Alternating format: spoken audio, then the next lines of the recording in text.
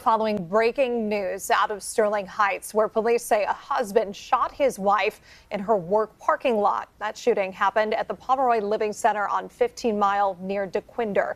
Gina Vici has an update on the victim's condition and the investigation. Yeah, this is still a very active scene behind me. Take a look at this. Look at the bullet casing markings on the ground here. Sterling Heights police saying around 8 o'clock this morning they received a 911 call that a woman had been shot in the parking lot here at the Pomeroy Living Center off of 15 Mile near DeQuinder. We're told an employee was shot by her husband in the parking lot. We're told they both lived in the city of Warren and that the husband came up to his wife's employer and shot her several times. Police thankfully were able to respond to the scene within seconds. The wife was rushed to a nearby hospital where she is still alive. Police encountered the husband, who was armed with a revolver, and were able to take him into custody. Here is Captain Mario Bastianelli talking about the moment officers encountered the gunman. Like I said, our officers were here, very quickly, so which makes all the difference in the world of somebody with a gun and they're actively shooting at people. So this happened to be a targeted incident because it was a domestic situation, but you never know how these things are going to transpire, right? How they're going to work out. Officers show up, you have a guy with a gun, does he go peacefully or does this end up turning into a shootout with our officers? It's a very stressful situation on everybody, including our officers arriving. All in all, a good ending to a bad situation. Again, we're told the female victim is expected to survive despite being shot several times in the body. And again, her husband has been taken into custody. No word yet on when he could be charged. In Sterling Heights, Gino Vici, CBS News, Detroit. Apparently, there's a whole story behind this. This guy was so upset on his wife. He went bananas. He crashed out in the worst way possible. Let's find out exactly why he crashed out in the first place. Imagine being married to your wife and you have 3 kids with her. And then you find out that one of the kids is not yours. That means that your wife cheated on you. Crazy. How about if you found out that 2 of the kids that you thought were yours are not? Your blood is probably boiling at this point. Well, guess what? In the Sean Flood's case, this man found out that all 3 of the kids were not his. And to make things even worse, not only was this woman cheating on this man, she was cheating on him with his relatives. What? So the kids belong to his relatives. After getting this information, Deshaun decides to go down to his wife's job and confront her about it. She sees him coming and runs inside of one of her co-workers' car. That didn't stop Deshaun from shooting her multiple times. And when she tried to run while shot, Deshaun chased her down and pistol whipped her. After hearing the gunshot, some of the co-workers called the cops. The cops came, arrested Deshaun, and the wife made it to the hospital where she survived. There are some people on the internet that are saying it's a valid crash out because not only was she cheating on him, she was cheating on this man with his relatives. And others are saying that they believe that he took it too far. Now, first of all, I can't condone anything that he did to this woman. The bringing the gun and pew-pewing her and pistol whipping. I cannot condone any violence whatsoever. I understand why he crashed out.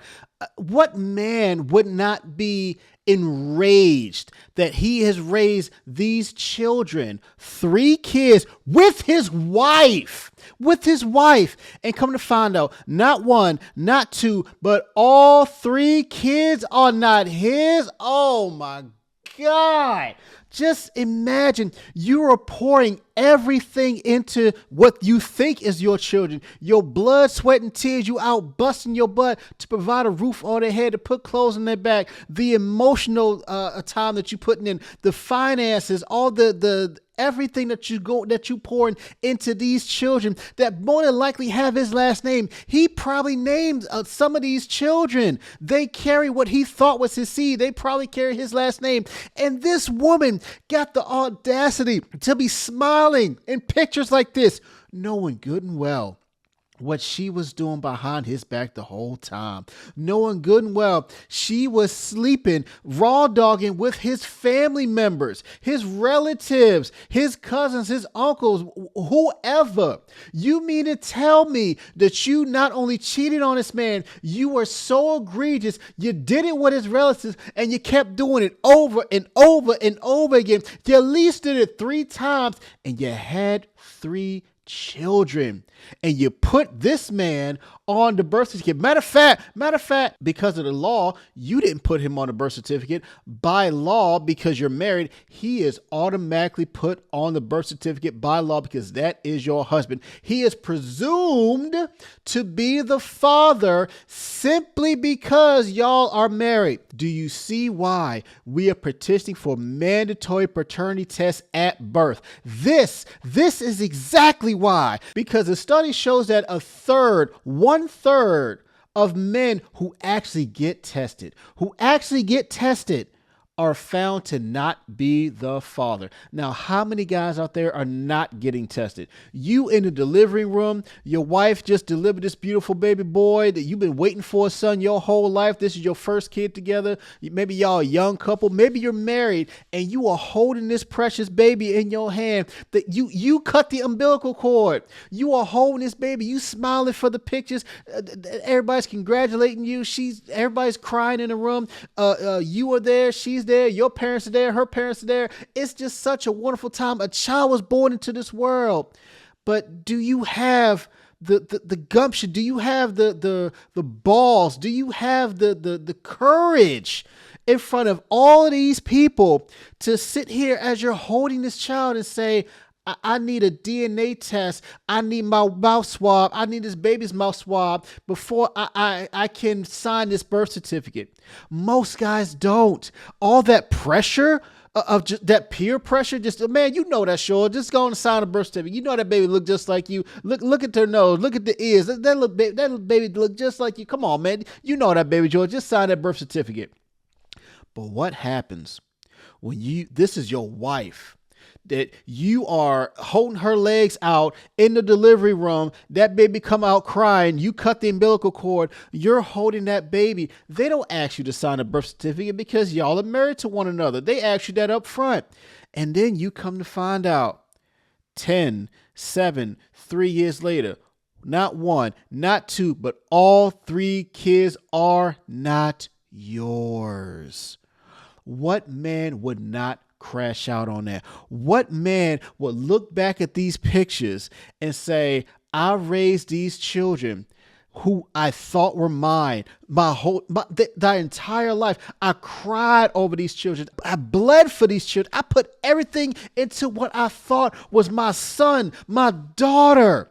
And you lied to me my entire life. You lied to these kids. And you broke my heart. What man would just not see red at that moment? Again, I don't condone what he did. I don't condone him going down there and pew-pewing her. You saw them shell cases on the street and pistol whipping her. I cannot condone violence.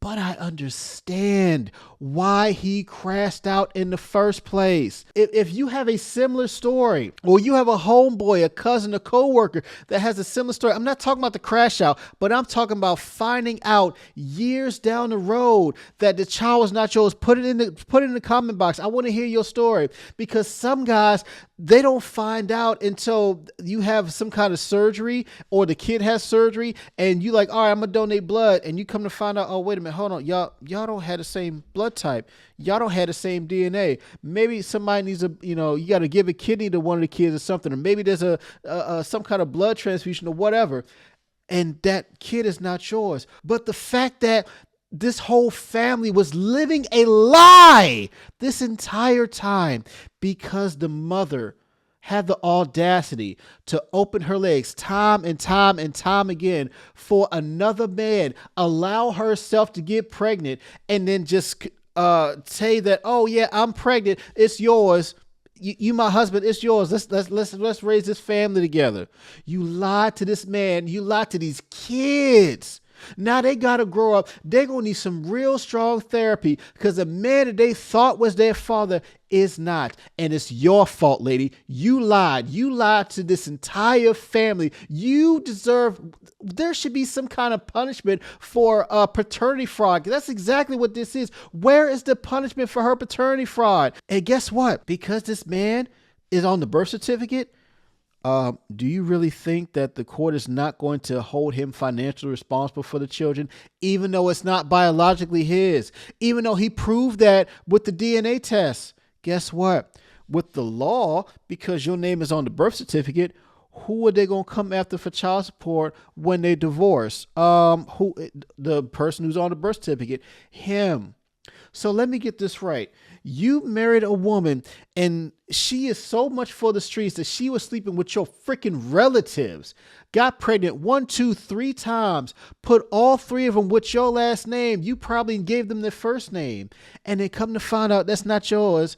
And then now, guess what? You're going to go to court for divorce, and the court's going to be like, okay, well, she's going to get the kids. Obviously, they are hers, biologically hers, but somebody's got to pay for these kids, and it ain't going to be the state. She's going to file for food stamps. She's going to file for some Medicaid or something. And guess what? They're going to come after you, my guy, because your name is on the birth certificate. This is the BS that men are talking about out here, because your name is on the birth certificate. You can't take that back. You can't say I signed it under duress. She can say she signed a prenup under duress a day before the wedding, but you can't say that you were in the hospital holding the baby and you signed a birth certificate under duress because you got all this peer pressure from all these folks and you in this hospital room. But even so, your name is on that birth certificate by default because you are the husband of this harlot that done all this to you all your life, and you had no idea.